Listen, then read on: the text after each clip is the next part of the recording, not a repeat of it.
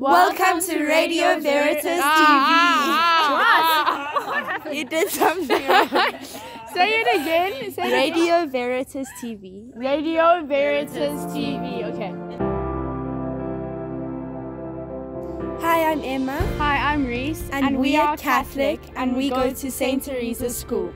Hello, my name is Ntathakusa Portia. I am a Catholic. I wasn't originally born a Catholic, but then I joined Catholic because I love the religion, and more especially as I went through it and then learned of their teachings, I began to love it even more. And also because of the way that I feel when I'm in church, there's this sense of belonging that I feel, this warmth, and I feel and I believe that it's the love from God.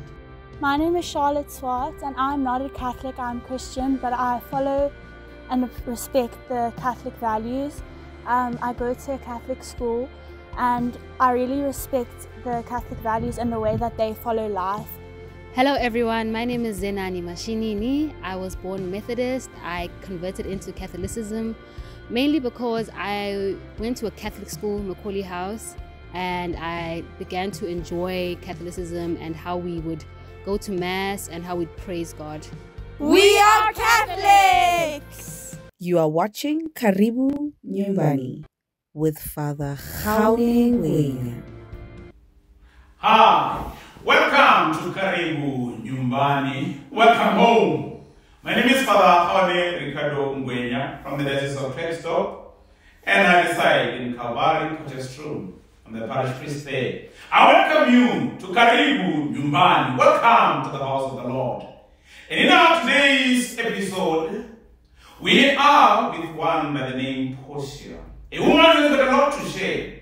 You know, Portia, it's got a very powerful connotation. It is to do with women who are powerful in mind. You'll find it in the Merchant of Venice, Portia. It means an offering again. Ntathakusa Portia Nkehli. She's here to, she has got a lot to share. And you and I know that we are already keen to hear and learn from her. We want to know, since we know that ours, Karibu Nyumbani, is welcome here. Why are we welcoming her? I rejoice when I hear them say, let us come to the house of the Lord. Psalm 122. Why are we welcoming her? She has got a story to tell. She has got a story to tell. And we want to hear of her journey, where she was before she became part of the Catholic fold. And you want to know of what made her to change her mind and to get into the Catholic faith. And you want to know from her, to learn from her experiences of other religious dimensions. And now we are coming her here. Since ours is nothing, but we are ushers. We are people who are saying, welcome home. We are the people who are by the door, who are doing the hospitality care. We are saying today, welcome home. You may find that we welcome you home, yet you have always been here in the Catholic faith. But we welcome you since you were coming from somewhere, and maybe you had a certain experience that made you to change your mind and become part of the Catholic family. Miss Portia Nkehli, Ntathakusa. Amen. How are you, ma? I'm very good, Father. Thank you so much for such a hearty welcome. I'm very good indeed. Yes. The viewers at home, Miss Portia, the woman who is powerful, the woman of powerful mindset. They want to know where you come from, your parish, and where you were before you came to the Catholic faith. They want to know of your journey before. What made that radical change of heart, the metanoia? What made you to change your heart? What made you come to they want to know the history, they want to know the Portia. This woman, you know, I'm told that Ntathakusa means dawn. And you look at her, she has got something light. Dawn, the breaking of night, the breaking of darkness. And even the Ntathakusa is a name that has got so much meaning to her. She was given by her father. People want to know something about Miss Portia, your history, and what made you come here. Karibu, Nyumbani. You are welcome to the house of the Lord. Thank you. Thank you to all our viewers. I am currently residing in Pretoria. So I belong to the Archdiocese of Pretoria in the Maria Regina Parish in Littleton Centurion. I have been a migrant laborer here in Gauteng, I'd say for the past, 15 years, hailing from KwaZulu-Natal. So that is where I was born Catholic, and I remained Catholic just for a little bit under 2 years. And this is where the story becomes relevant, Father, to your questions. I have a journey of my Catholic faith that has really ups and downs where I'm in and out, especially in my formative childhood years. But it is really as an adult that I start to take control of my own faith and no longer, rely on those around me to drive it for me. So I think that's what we're going to be unpacking today, really.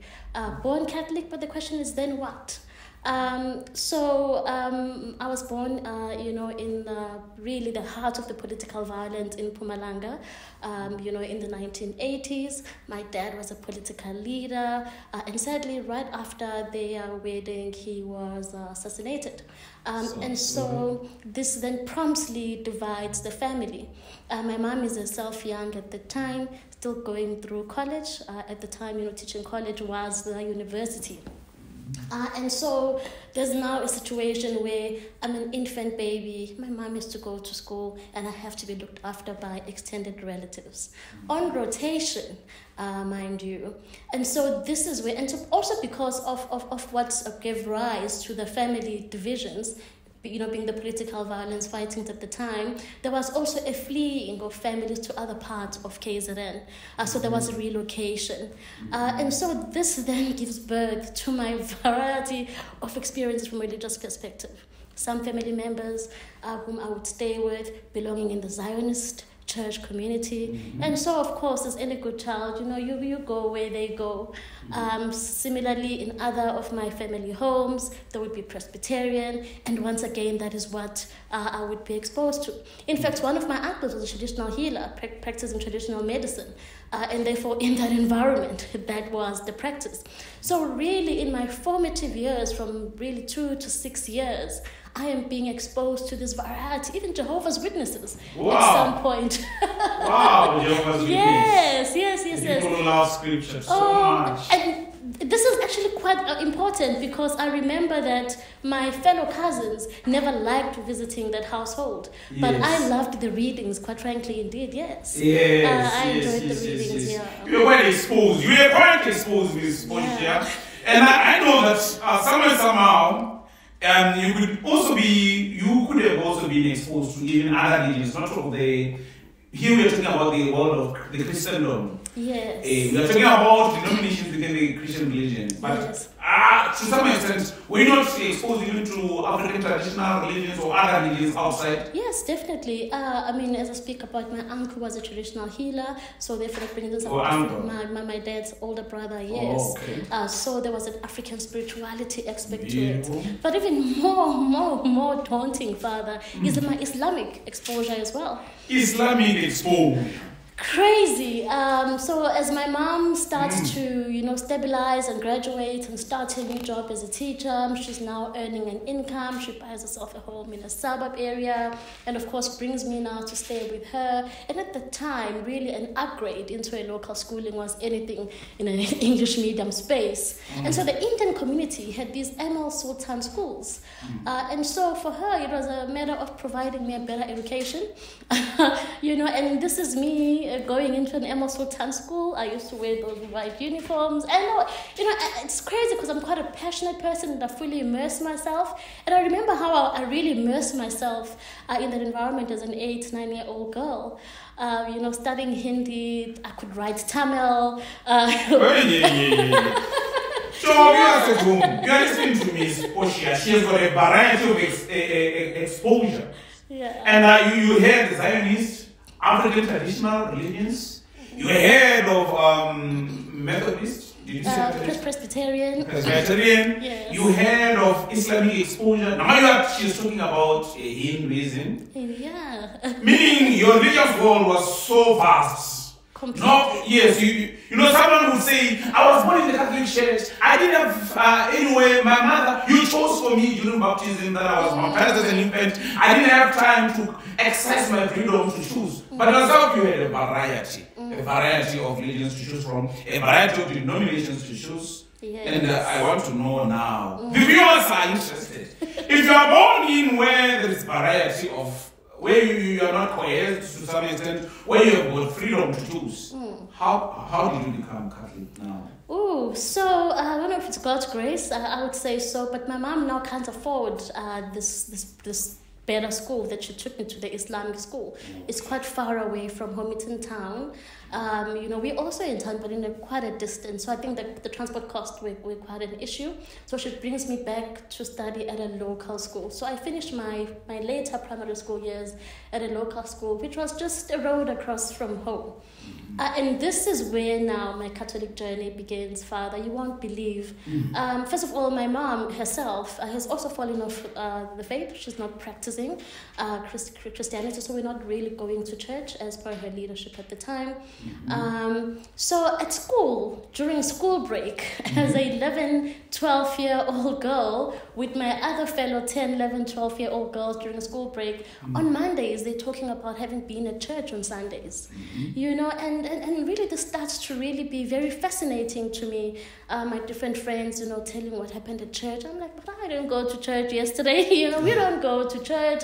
And so one day I asked to join one of my friends to take me to this church that they speak about. Of course, I know with my prior experience, but now I also just want to get back to that lifestyle. And the choice of a friend was not based on which denomination they were in, because we're not discussing denominations. It was which friend is closest to my home. She happens to be Catholic. Yes, and that's how her family took me for my first time to attend the Catholic Mass. A friend? Yes, a primary school friend at primary school level, Father. Who is that friend? Do you still recall the name? Oh, her name was Precious. Precious. I don't know. Indeed, she's precious. Look at you now. You are here, Karibu, Nyumbani, and you belong to this house. And you have done so much for the church. And I know our viewers are still keen to hear more about you. And that Precious, she acted like someone who really, we can call it the Sermon of Cyrene. Amen. We like to call them the Sermons of Cyrene in this show. The people will help you carry your cross. The people will help you when the going gets rough. When the burning is there, we call them the Sermons of Cyrene. The people will help us. Yeah. Yes, so Precious is the one who led you to the Catholic faith. Absolutely. And you were with Precious at a tender age of 11 years. Yes. And what happened when you got into Catholic Church? You compare it to what you were exposed to prior, that vast religious world. Then what happened? Why did you feel that you belong there? Well, I love it immediately. Firstly, on the very first Mass, they enrolled me to catechism classes because she had to go and I was the friend. So obviously the parents whisked me with her. And I was completely fascinated by the real intentional academia for young people at the church. I mean, I felt like I was at school. So the catechism experience was quite beautiful. I went into a class and there was proper tuition. And I just loved that. There was just structure and organization and, wow. And at that age? Yes, absolutely. That means you were a smart student. Well, with the kind of exposure I've had, yes. I guess my brain was stretched already. From the way you express yourself that, yes, Ms. Portia. Then you remained in the Catholic Church from 11 years until today. Until today? No, but we have to be careful because yes. Later on you hear how I break away for 4 years during my varsity years. Wow. Yeah. Yes, Ms. Portia.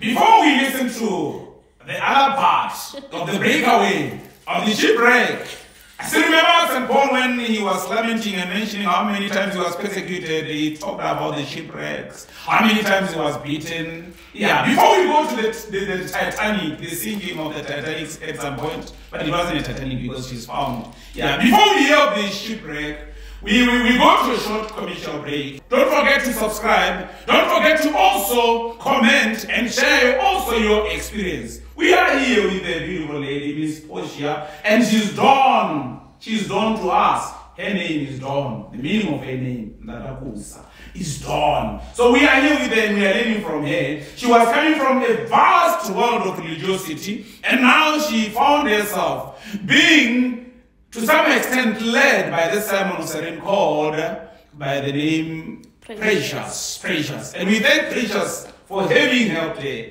And now she's here and has been in the Catholic faith. And we want to learn more when we're coming from the break. Karibu, Nyumbani. Welcome home. In a world where imagination knows no bounds, where a house is more than just a home, but a space of escape and relaxation, there exists a visionary named Soul Tubby Creations. Soul Tubby Creations is not just interior decorating and construction. They are a manifestation of your aspiration and dreams. With every piece, it ignites a spark of imagination in the hearts of those who live and experience their spaces. We personalize in creating spaces that reflect your style and taste, where creativity meets craftsmanship, making dreams come true, one room at a time. Discover the joy of being in a space created just for you. If you have the time, we have the quality. Karibu, Nyumbani. Welcome home. I like to put it in connotation to I rejoice when I hear them say, let us come to the house of the Lord. Psalm 122. In the studio today, we are joined by Miss Portia Nkehli. And now you know, before we went for the commercial break, she was telling us of her childhood. And how she met a friend called Precious, who led her to the Catholic faith and to the Catholic fold. And how she was enrolled in our Catholic initiation rites.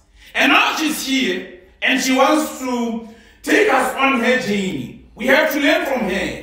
Since she is here, we expected her not to go anywhere, because ours is to do the hospitality and to make sure that you are home and to make sure that you are comfortable. And now she told us prior going to the commercial that she had some sort of a shipwreck. So we want to know what happened. What happened? Was it about the church? Was it about your experience? Were you not feeling comfortable? Was the church not fulfilling you? Were you feeling lacking from 11 until the shipwreck? Can you take us from there, Ms. Portia? The viewers are keen to hear. Amen. I actually loved part of the story because I think this is where the church can learn a lot in terms of how to improve, especially for young people, their walk with Christ through our Catholic rites of initiation.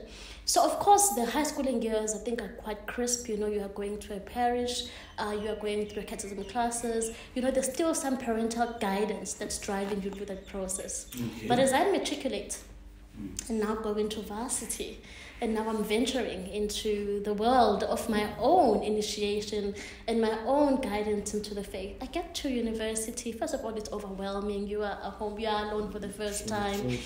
You are in a much bigger city. Having come from smaller cities, from smaller towns.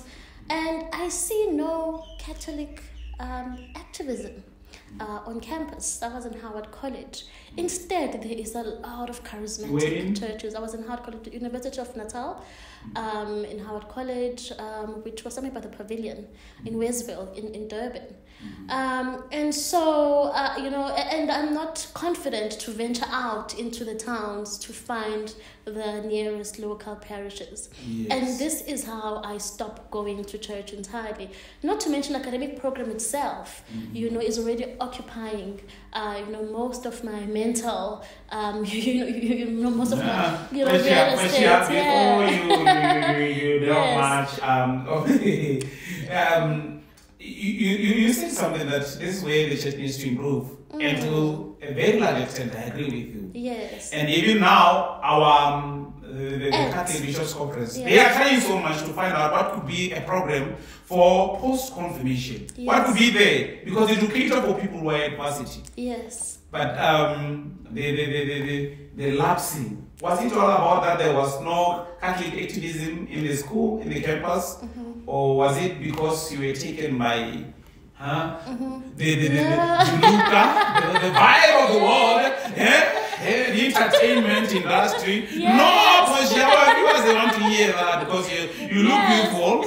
Tell us what was happening in the varsity. Because it's not about the church now. Yes. Viewers, it's not about us, the church. It's about Portia. Enjoying yourself? Tell us, what has it been in there? Be candid with us. What has it been? I definitely, luckily in my case, was not one of those grooving kind of students. Oh, okay. But I really do speak truth to power that during my time, there wasn't really much visibility of the Catholic faith. Beautiful. Today, the Bishop's Council has definitely changed. ACT is much more visible today. The Association of Catholic Tertiary Students. Yes. It's really much more visible, much more active. And also to your point about this groovy culture, I find them to also be much more relevant now. I follow them on most social media platforms. I think it's nostalgia. Nostalgia, yes. Nostalgia has got a lot to do with the reminiscence of the past. Yes. yes. To those people who are in X, our viewers who are involved in X at varsity at tertiary levels, you are hearing Miss Portia here. She's saying nowadays you are more visible. Yes, please X.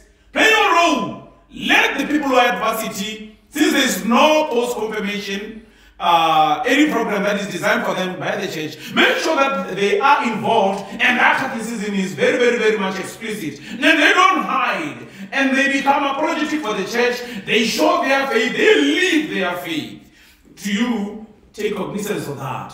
Don't forget to subscribe. Don't forget to comment. Those people who are in X, you know what you should do. Here you are given a plus, but there's still a lot to be done. It's not about the priest. It's not about church structures alone. You also are part of the church. And you also belong to the church. Karibu, Nyumbani. Welcome home.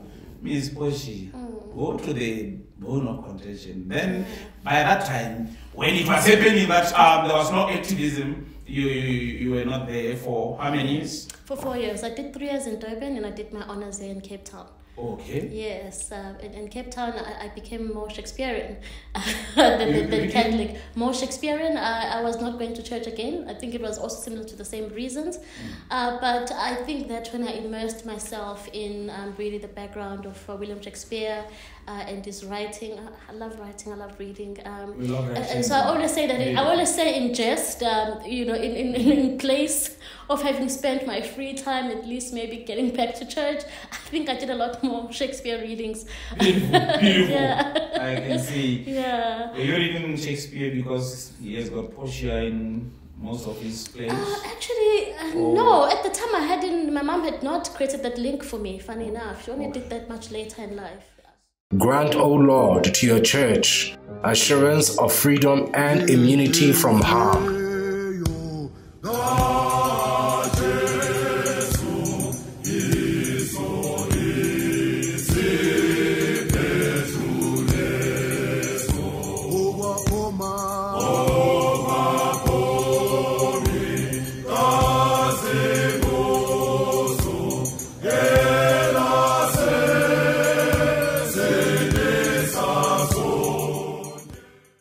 Be a multinational hustler. So, Miss Portia, after that lapse, how did you find your way back? How did you find your rhythm? How did you find your spiritual rhythm? How did you find your Catholic rhythm? Yes. What led you back now to the church? And this is the final run. Yes. I come back now up to where I am today. So of course I graduated in Cape Town and very blessed. I know we have a high unemployment rate in South Africa. I was one of the few who was able to secure a job in Gauteng as a migrant laborer, as I say, immediately after university. Of course I was a scholarship student, which made it easy. So I come to Gauteng and now I'm a working adult, I'm earning an income, I'm driving a car, I've got my apartment. Beautiful. Now God there's just truly blessed you. Indeed, and now there's capacity. Yes. Remember now there isn't a schedule, university schedule, so there's capacity now to say what else is happening outside my 8 to 5. And I remember also because it's my first time in Gauteng. By the way, I know no one here. I've never been here, so it's quite lonely as well, and it's very big. And so I said, okay, now I must make an effort to really get myself back to church. Unfortunately, this coincides with the time where I had one thing I did do outside grooving was I had a boyfriend in varsity, whom now we are both here, both graduated, talking about marriage. Was the boyfriend Catholic? Of course he was not. He is the one. Okay.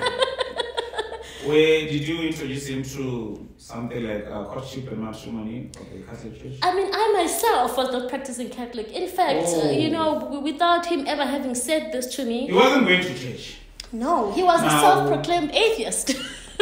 Yes. Now we see why you laugh. Now that's the truth. So tell us more about this encounter. Yeah, so I mean, you're talking about a friendship, a very good friendship that has developed, you know, over academic studies. I mean, varsity is a very unifying environment, and this is, again, I hope ACT is still listening here. Yes, because this is the commonality that brings friendship, right? You know, the leadership orientation there and academic. So we were already close friends. So to find out now would actually I'm Catholic and I want to be, and you're like, not for me. It's interesting. It actually was not a deal breaker because of the lapse I'd had in these last 4 years. I didn't have the right conviction to stand up for what I believed was right. And so we had to work around it because, you know, the marriage must happen. We'll just deal with this complication. So there were compromises made there and there. You know, we married at a hotel.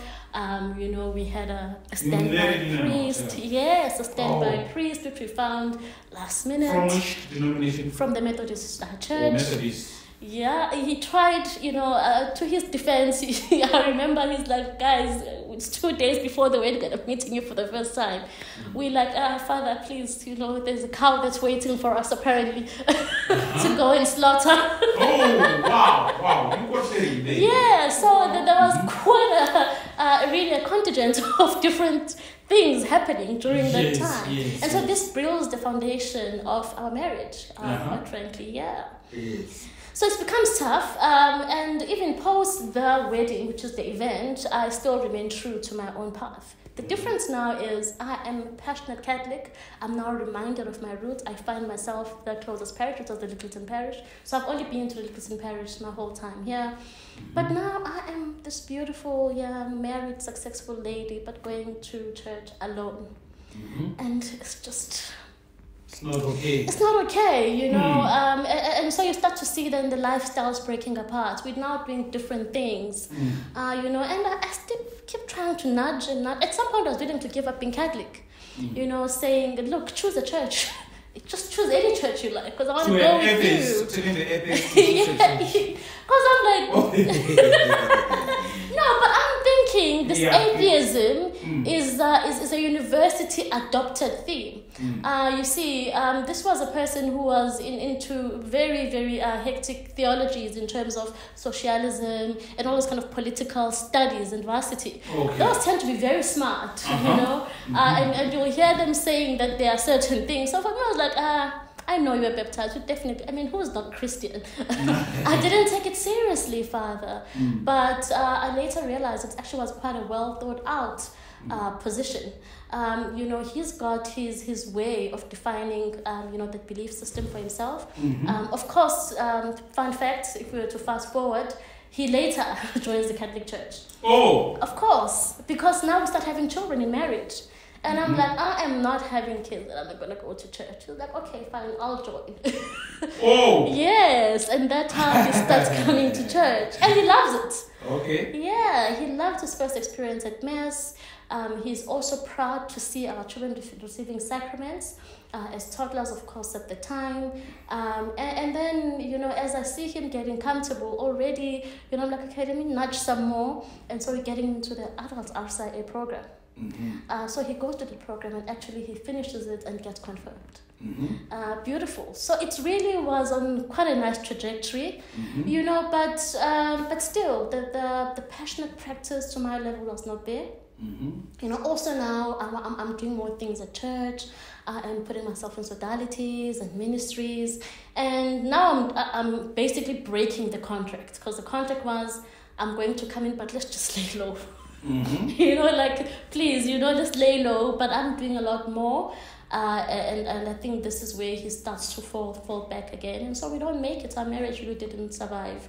Your marriage didn't survive? Yes, we didn't make it much later after that. Sorry to hear that. Yeah. But you did put on a serious home.